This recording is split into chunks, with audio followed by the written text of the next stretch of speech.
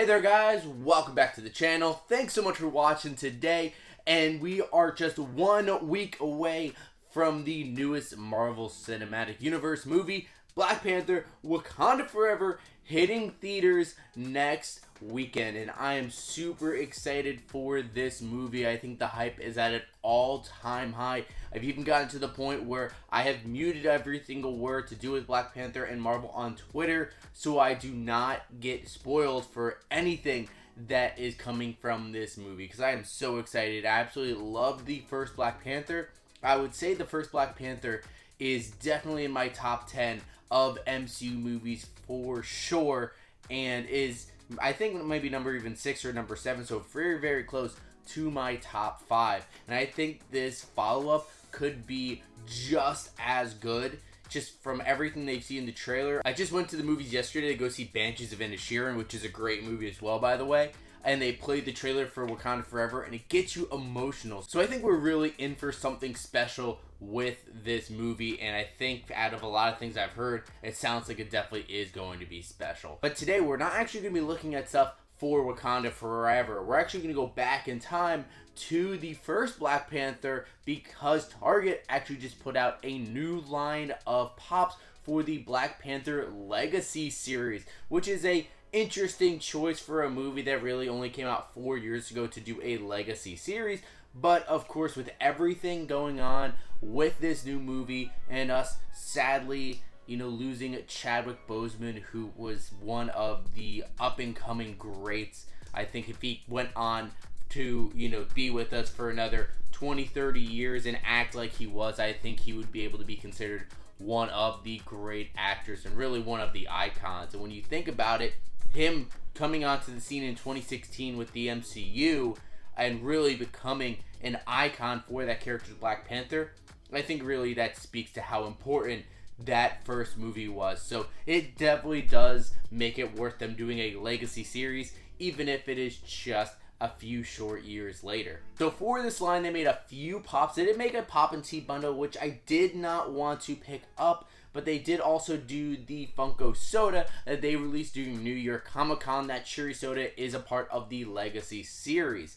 Now we actually got another few pops that were released during that line, and we're able to get 4 of those to unbox here today. And now before we get into the video, if you guys are new to the channel, make sure you go down below, hit that subscribe button so you don't miss any of the Funko goodness we have coming for you. You can also leave a like in this video as well if you enjoy it. That does make a massive difference. You can always hit that bell to be notified whenever we have new videos drop. So let's get into taking a look at these figures. And the first one we have from the Black Panther Legacy series is definitely my favorite. It is T'Challa on Throne.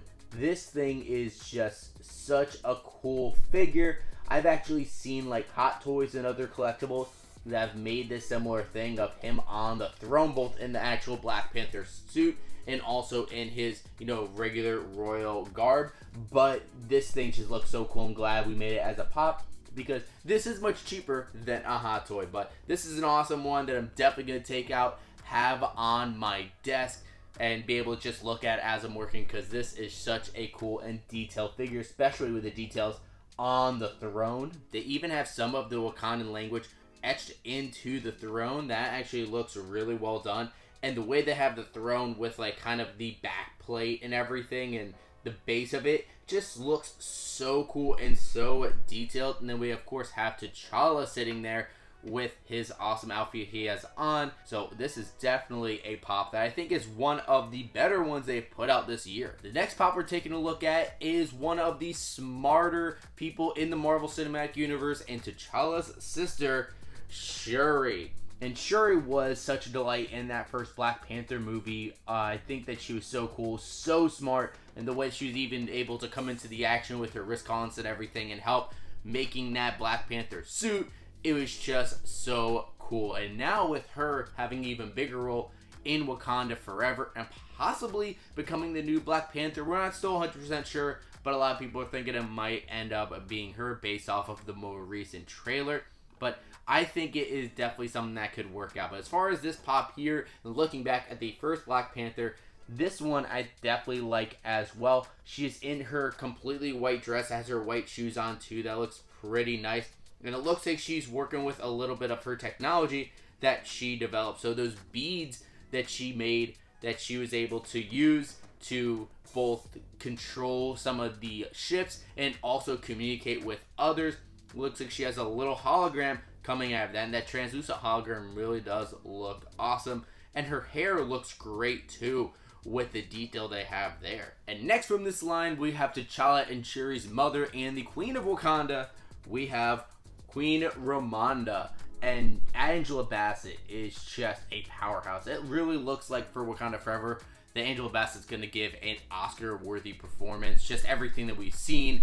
They showed a clip at D23 that was so powerful. The trailers they have, so powerful. So I can't wait to see her, you know, in that movie. But she was even really good as well in this. And then even in her short amount of time that they had her in Infinity War. But this is definitely a cool pop with her dress that she has on and the headdress she has on as well. Some great detail there. She even has some of the beads that Shuri made. Definitely a cool looking figure. Not as much detail as some of the others, but still really awesome. Who doesn't love Angela Bassett's Ramonda? And our final pop from this line is going to be Lupita Nyong'o's Nakia. And I thought Nakia was really awesome to see in the first Black Panther as well. The way that she was able to come in and join the fight and help out T'Challa and then also help him kind of see things in a different light. I thought she was a fantastic character. Now I'm a little bit confused why they did not do an Okoye pop for this line,